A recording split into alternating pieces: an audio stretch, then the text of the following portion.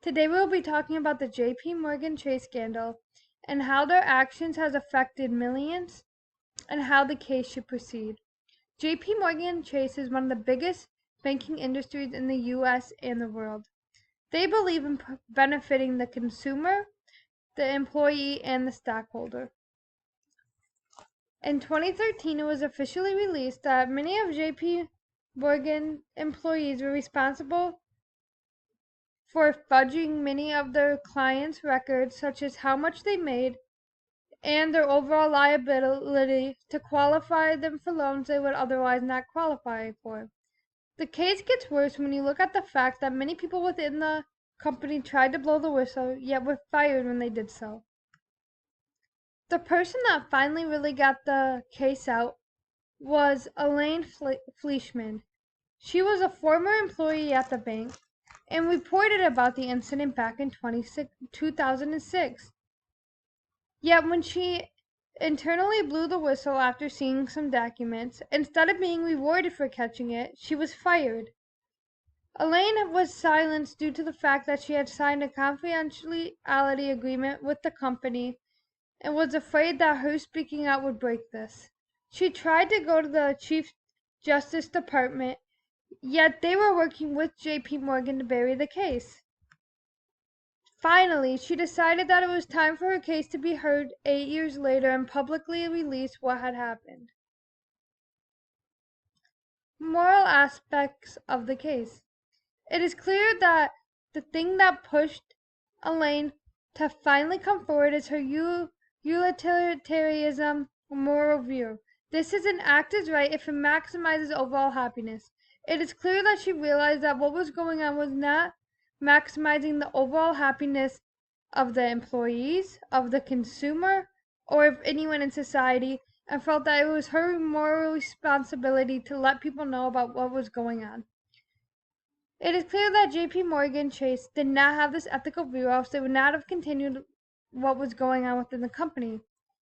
I believe that they had an ethical egoism view and believed that an act is right for you if it is in your own self-interest. Clearly, it was working in their self-interest since they made billions of dollars off of this. And many other companies suffered from their actions. Employees as agents is an important aspect because, in a way, it is the counter-argument for what Elaine did. This believes that employees should always be loyal, honest, and keep the confidentiality within a company. However, as we know, if this happens, nothing will ever change within big corporation, and it is important for employees to feel like their voice can be heard. Possible solution. Some possible solutions to this case is that J.P. Morgan should pay fines, installing new ethical ideas and moral values, such as a new ethical image, and possibly resources for employees to reach out to, so that when they feel the need to whistleblow, they won't immediately be fired or scared of their boss. And lastly, we need more protection for whistleblowers, so other whistleblowers don't endure the same fate as Elaine. What I personally believe about the case is that it shows why whistleblowing is so important.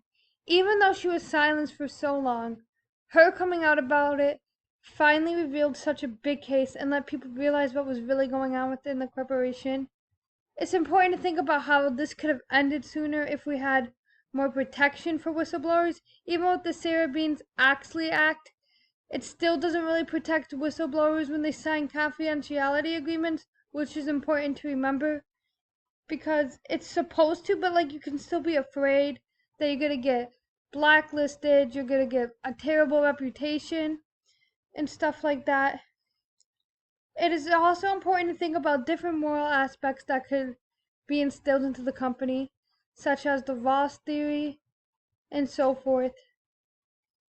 And overall, that's how I believe the case should have proceeded. And thank you for listening.